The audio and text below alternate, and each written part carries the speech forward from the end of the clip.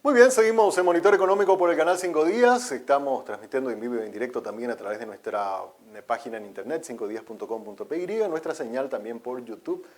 Son los diferentes canales y aparte del canal 16 también estamos en vivo. Y hoy queremos hablar sobre un tema que, bueno, lo destacábamos en tapa el día de ayer en nuestro periódico, dando los resultados de Dende, que hacía una proyección sobre cómo se espera el crecimiento o no económico para este año. Y Dende daba un número que queremos justamente analizarlo con el presidente de Dende, que es el señor Alberto Acosta Garabarino, quien ya se encuentra con nosotros en línea. ¿Cómo te va, Alberto? Muy buenos días. Buenos días, Samuel. No te estoy escuchando tan bien, pero mientras siga entendiendo no hay problema. Buenos días para vos, también para la teleaudiencia.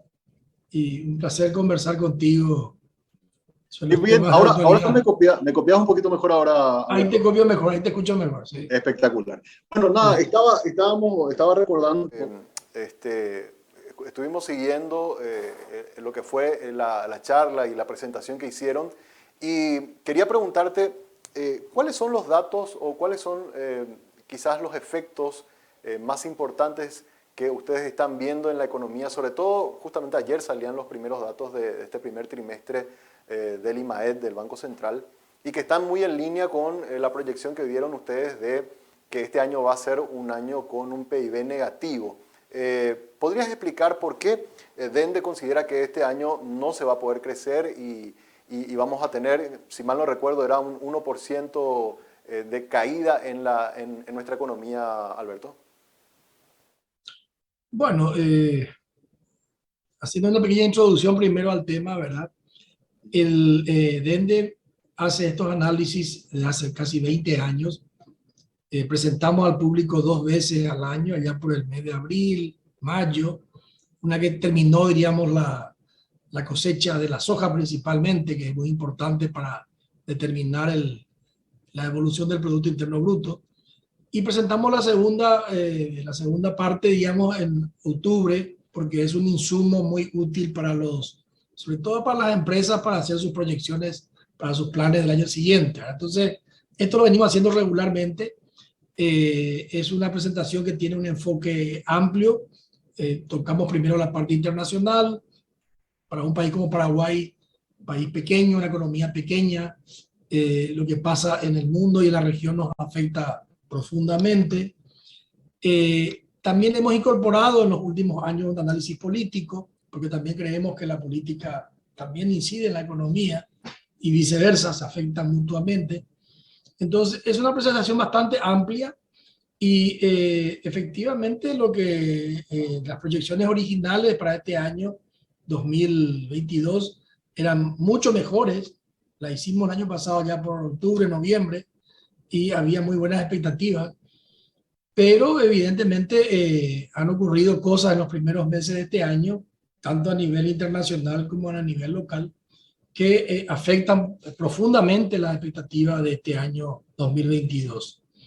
A nivel internacional, lógicamente, el gran tema es la guerra de Rusia con Ucrania, una guerra que comienza en febrero y lógicamente es una guerra que afecta, diríamos, profundamente a la economía paraguaya porque estos países son dos grandes productores, en el caso de Rusia, de energía principalmente, ¿verdad?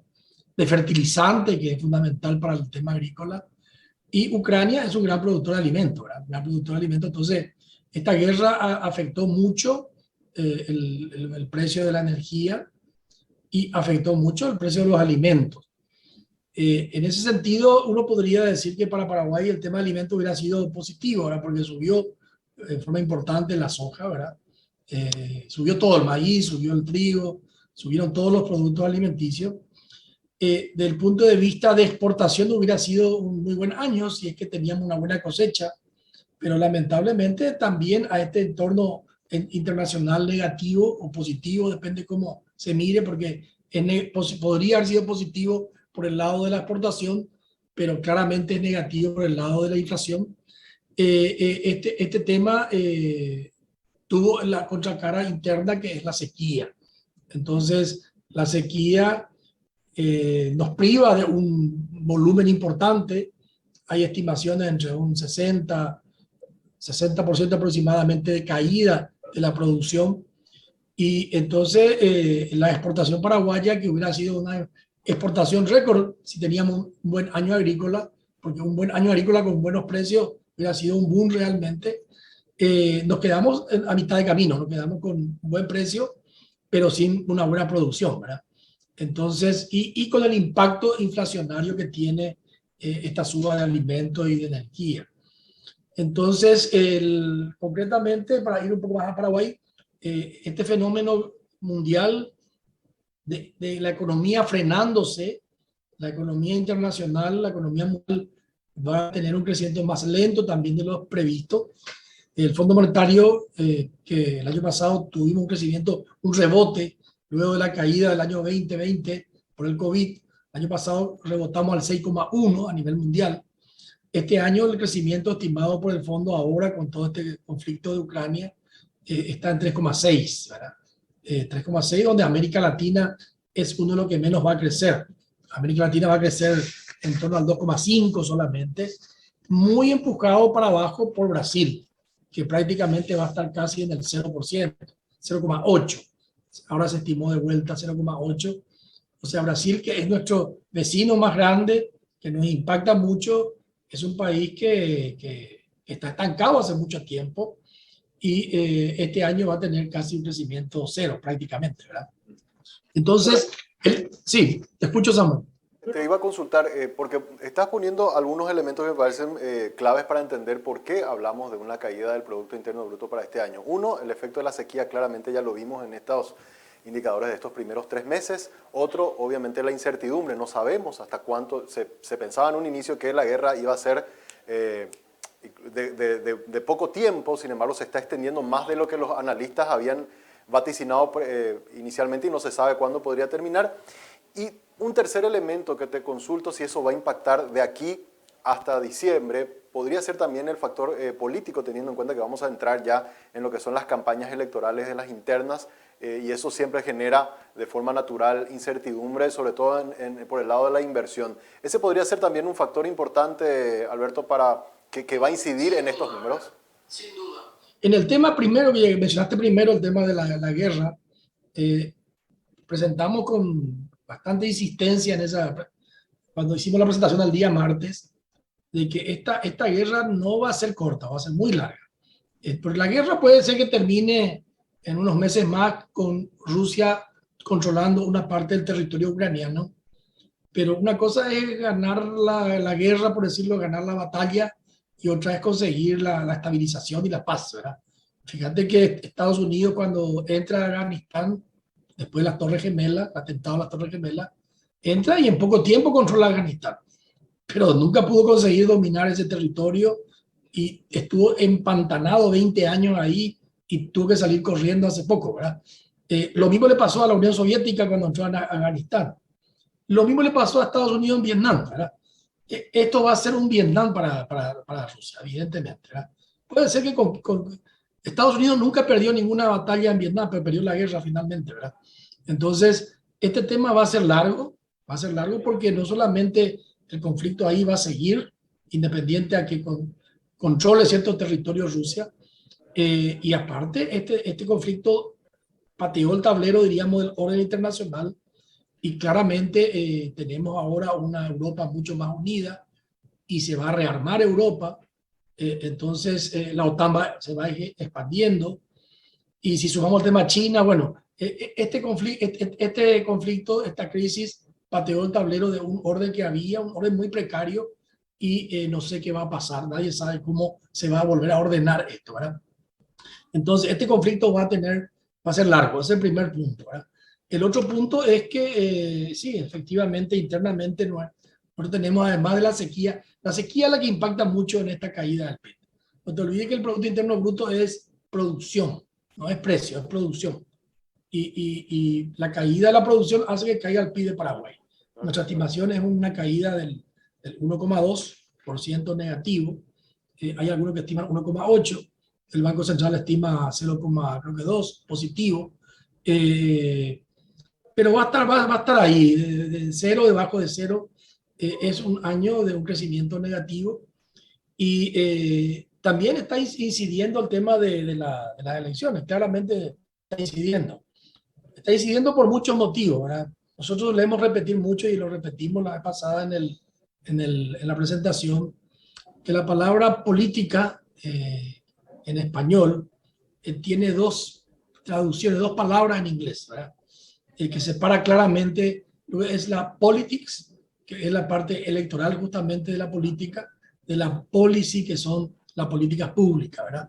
Las políticas públicas son la política monetaria, la política cambiaria, la política educativa, la política energética, esos son las policy. Y la polity es las elecciones, básicamente. Y nosotros en la parte política en Paraguay, nuestros políticos en Paraguay, están concentrados exclusivamente en la política, en la elección, desde que comenzó la democracia realmente, ¿verdad? Y no nos abocamos a las políticas públicas. Y Paraguay necesita, claramente, hemos crecido en estos, desde el 2004 hasta el 2014, empujado por el boom de los commodities, que aprovechamos, la soja creció muchísimo, la carne creció muchísimo, el sector privado creció, pero esos motores de crecimiento, esos que impulsaban el crecimiento, va a seguir habiendo mucha producción, pero el crecimiento ya no va a ser con esos motores, requerimos otros motores, y para esos otros motores requerimos ya no un Estado ausente, porque en Paraguay el Estado prácticamente estuvo ausente en todos estos años, ¿verdad? Es un Estado que recauda poco, que gasta mal, que gasta en el clientelismo y que no brinda ningún servicio público de calidad. O sea, infraestructura pésima, educación pésima, salud pésima, seguridad pésima.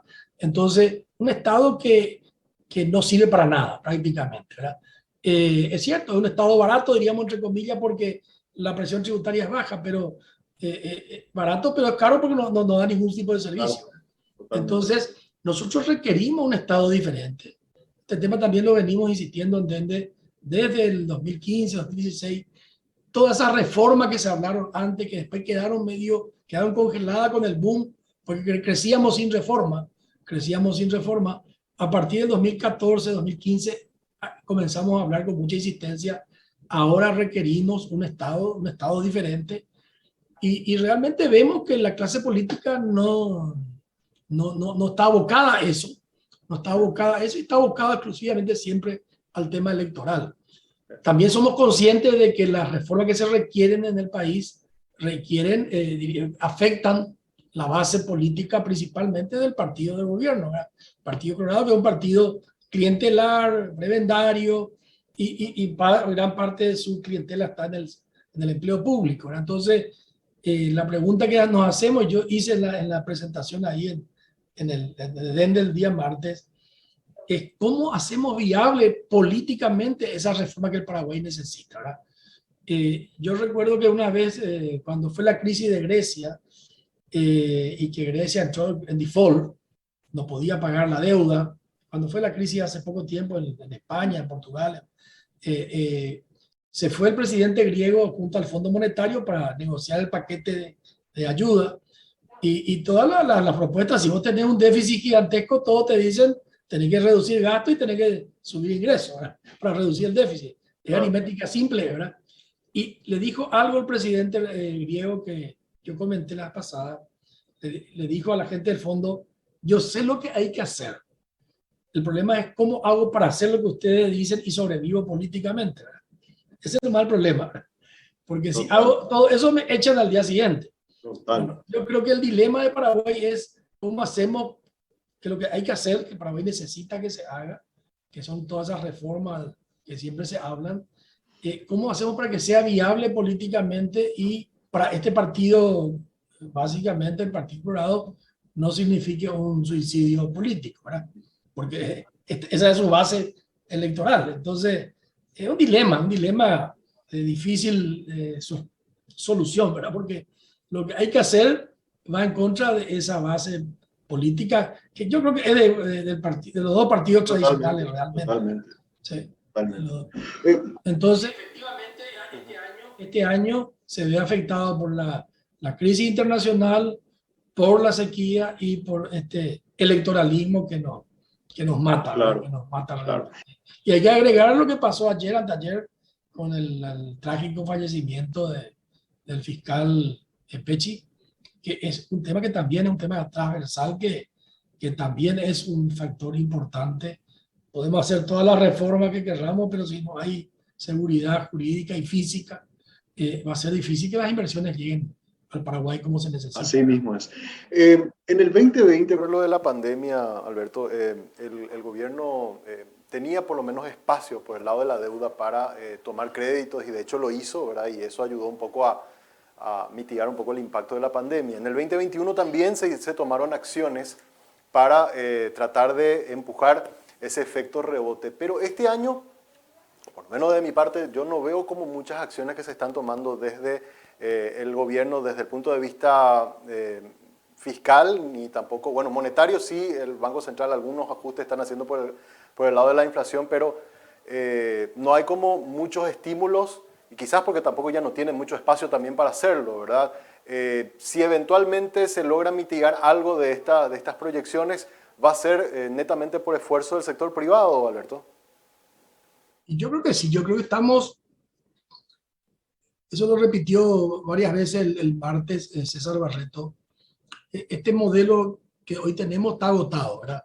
Nosotros crecimos, como te dije, gracias al sector privado exclusivamente, en el periodo 2004-2014. Ese impulso se fue frenando a partir del 2014, 2015 y el Estado que venía prácticamente con un superávit fiscal, con equilibrio fiscal, un superávit fiscal y con baja deuda, compensó esa frenada de la economía con obras públicas, básicamente financiadas vía deuda. Deuda y obras públicas, básicamente, ¿verdad? Ese modelo también está llegando a su fin, porque el nivel de endeudamiento ya hoy es alto. Para nosotros está llegando a los límites razonables, prudenciales, ¿verdad? Con lo cual, hoy no tenemos mucho margen, ¿verdad? El próximo gobierno se va a encontrar con que no va a poder subir impuestos porque la gente no está dispuesta a pagar más impuestos para un Estado que gasta tan mal, ¿verdad? Por otro lado, no es fácil reducir gasto con una estructura que es la base política del partido del gobierno. Y por otro lado, no tenés mucho margen para seguir endeudándote. Muchos miraban a Itaipú como si fuera que ahí iba a venir la panacea, ¿verdad? Pero también vemos que lo de Itaipú no va a ser así. Entonces, este tema nos va a interpelar, como se dice, a partir ya del año que viene. A partir de ahora ya. No tiene mucho margen para seguir endeudándose y para seguir compensando lo que la economía, sector privado no. Ahora, yo creo que este es un año que se dieron todas estas cosas malas juntas y el año que viene nosotros tenemos una estimación de rebote de un 7%. sí, Si es que la lluvia es buena, ¿verdad? Si claro, tenemos una buena lluvia, estos precios internacionales de la soja principalmente, del maíz, de todo esto, son precios que parece van a quedarse por un buen tiempo. Todas las proyecciones nos indican que vamos a tener buenos precios por un buen tiempo. Entonces, si es que tenemos una buena cosecha, el año que viene va a ser un año de rebote importante. Entonces, en ese sentido también le sugerimos al Banco Central y a todos que seamos prudentes este año, no hagamos cosas muy raras, de frenar mucho, porque el año que viene se va a poder compensar. claro, Entonces, hay que mirar medio vaso, medio lleno y medio vacío. Yo creo que este es un totalmente. año malo, pero si tenemos una buena cosecha el año que viene, se va a compensar claramente, ¿verdad? Hablaste de algo que justo te estaba por preguntar. Que tiene que ver con prudencia al Banco Central. El Banco Central, obviamente, su objetivo prioritario es mantener un nivel de inflación estable y la inflación ha golpeado fuertísimamente. Estamos viendo niveles interanuales de 2 dígitos que no lo veíamos desde el 2011 cuando se aplicó el esquema de metas de inflación. Sin embargo, se siguen haciendo ajustes en la tasa de política monetaria y eso podría tener como efecto el encarecimiento del crédito, ¿verdad? Y usted que está en el sector financiero sabe que eso después puede también retraer un poco las proyecciones de inversión que quizás algunos grandes jugadores tenían y que se iban a financiar por el sector bancario. ¿Cree que también cuando hablamos de espacios, ese espacio para seguir haciendo ajustes en la tasa de política monetaria también ya está agotado o el Banco Central todavía tiene algún margen más sin que después ese efecto termine afectando al volumen del crédito? Mira, el Banco Central, también dijimos eso en la charla del martes, está caminando en un desfiladero, una cornisa, ¿verdad? Tiene ese dilema que vos estás mencionando, que lo que diría la teoría es como, hay inflación, hay que subir las tasas. Y hay que subir las tasas más que la inflación. O sea, si la inflación es el 10%, la tasa debería ser el 12%, ¿verdad? Para que el real actúe como un freno, que es lo que está haciendo Brasil. Brasil ha pegado una subida enorme a la tasa para frenar la inflación. Nosotros creemos que Paraguay no debería hacer eso. Debería ir subiendo, pero no. Por eso digo, es un desfiladero. Si sube demasiado, va a generar un parate muy grande. Exacto. Va a bajar la inflación, pero vamos a tener una recesión terrible, ¿verdad? Entonces, nosotros creemos de que debería ser muy prudente en la suba. Tal vez va a subir un poquito más, pero no lo que algunos sectores, algunos economistas proponen, que sea mucho más agresivo en la suba. Nosotros no creemos en eso.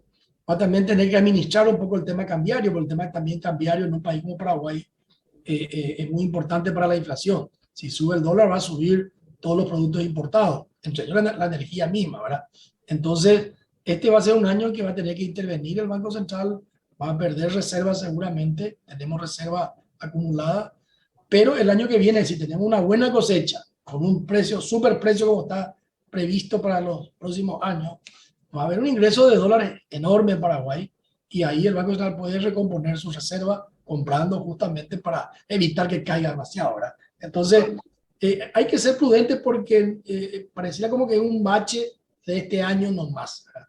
Y en ese sentido, nuestra sugerencia del Banco Central fue esa, ¿verdad? Básicamente, de ir con prudencia en la suba de tasas, salvo que ocurra un problema por el lado fiscal, que ahí entra la parte política. Yo repito mucho la frase que una vez nos dijo Sanguinetti, el expresidente uruguayo, cuando vino a Paraguay. Nos repetía mucho la frase que cuiden ustedes que la política no desbarranque la economía. Y hay amenaza de leyes populistas, aumento de gastos, reducción de ingresos. Si ahí se complica la cosa, evidentemente el Banco Central va a tener que ser más agresivo en la suba de tasa. Pero esperemos que no ocurra eso. Y la sugerencia es prudencia, porque este año va a ser un año complicado, pero el año que viene puede ser un año de rebote importante. Totalmente, totalmente. Si bien es cierto, vimos, por ejemplo, por el lado financiero, de que, bueno, obviamente el sector agrícola ha disminuido un poco todo lo que tiene que ver con su demanda del crédito. Sin embargo, el sector terciario está con un dinamismo interesante, a pesar de que los primeros números que tuvimos del IMAET no son buenos. Sí, por lo menos el informe que ayer daba a conocer el Banco Central hablaba de que el sector terciario, todo lo que tiene que ver con servicios, está teniendo una buena dinámica. Esto en el sector bancario, ¿cómo cree que puede llegar a seguir transcurriendo al resto de lo que queda este año, teniendo en cuenta que Agrícola es un jugador muy importante a la hora de mandar créditos? ¿Piensa que, un poco pensando en la campaña de siembra que comienza más o menos a mediados de año, otra vez van a volver ellos a tomar financiamiento, o por ese lado podría haberse un poco afectado el negocio bancario, don Alberto? De forma general, primero, antes de ver el año, nosotros creemos de que esos crecimientos altísimos que había años anteriores en el crédito, también no se va a repetir esos crecimientos, y hasta no es bueno que se repita, ¿verdad? Nosotros siempre creemos que el crecimiento del crédito tiene que estar más o menos en la línea del crecimiento del PIB, que el PIB, el crecimiento de tendencia de Paraguay, digamos, fuera que es muy volátil, que hay años que cae, que hay años que sube. En promedio, Paraguay va a crecer en los próximos años en torno al 3,5% aproximadamente, en promedio. Tenés 3,5%, si tenés, volvemos a los niveles de inflación, de la meta de inflación en torno al 4%, tenés 4 más 3 son 7,5 y un poco más de bancarización, y el crédito debería estar creciendo en los próximos años en promedio, en torno al 8, 9, 10% máximo, ¿verdad? Ese debería ser el nivel, diríamos, razonable de crecimiento.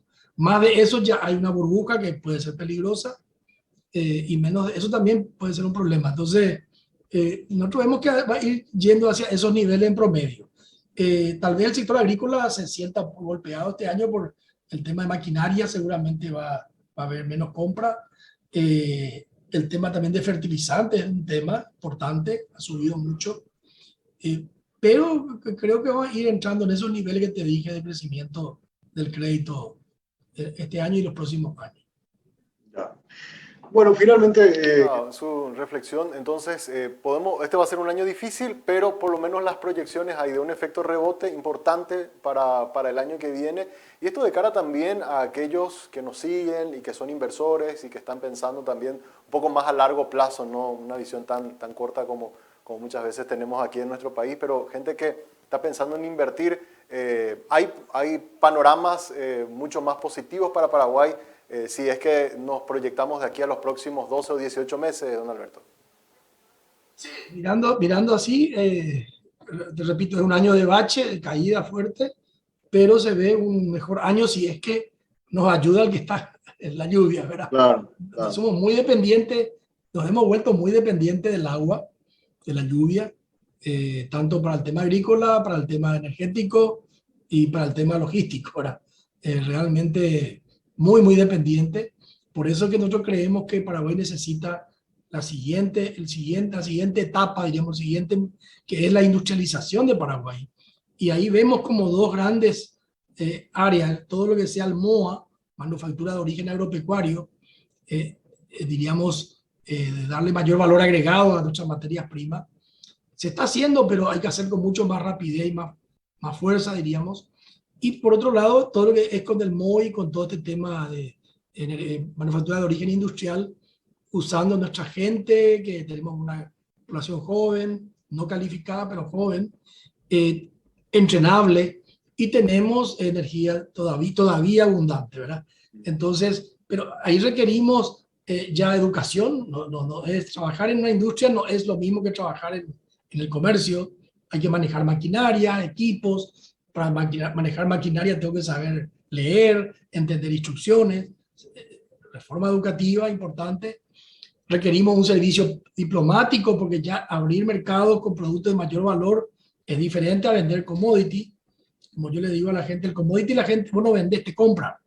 No hay que hacer ningún esfuerzo para vender el commodity. La gente compra a un precio que está. Para vender un producto ya más elaborado, todo el mundo quiere vender productos elaborados. Claro. Y el que tiene el mercado dice, no, yo quiero elaborar acá. Que venga la materia prima y voy a elaborar acá. China quiere poroto de soja porque quiere procesar en China. Y nosotros tenemos la materia prima y queremos exportar con mayor valor agregado. Ese comercio es una guerra en que hay que negociar acuerdos de libre comercio, hay que negociar cupos, hay que cuotas. O sea, es una guerra que requerimos un servicio diplomático de primer nivel. Como yo digo, es nuestro ejército del siglo XXI. Entonces, educación, servicio diplomático de primer nivel, infraestructura para acompañar todo eso, educación. O sea, y ahí hay un estado diferente al que tenemos hoy. Un estado diferente al que tenemos hoy. Y si no hacemos eso, lógicamente vamos a estar ahí en este 3,5% de crecimiento. Vamos a depender de la lluvia, y con esto nos vamos a sacar a la gente de la pobreza y el malestar social se va a incrementar. Totalmente. Se va a incrementar. Y Así mismo. eso podría ser un poco mi conclusión, Samuel.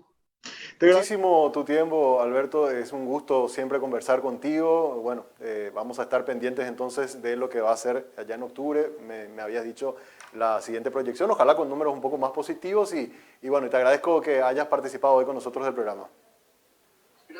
Gracias y seguimos en contacto. Gracias. Muchas gracias. Alberto Acosta Garbarino, presidente de Dende, hablando con nosotros hoy en Monitor Económico. Pausa y volvemos.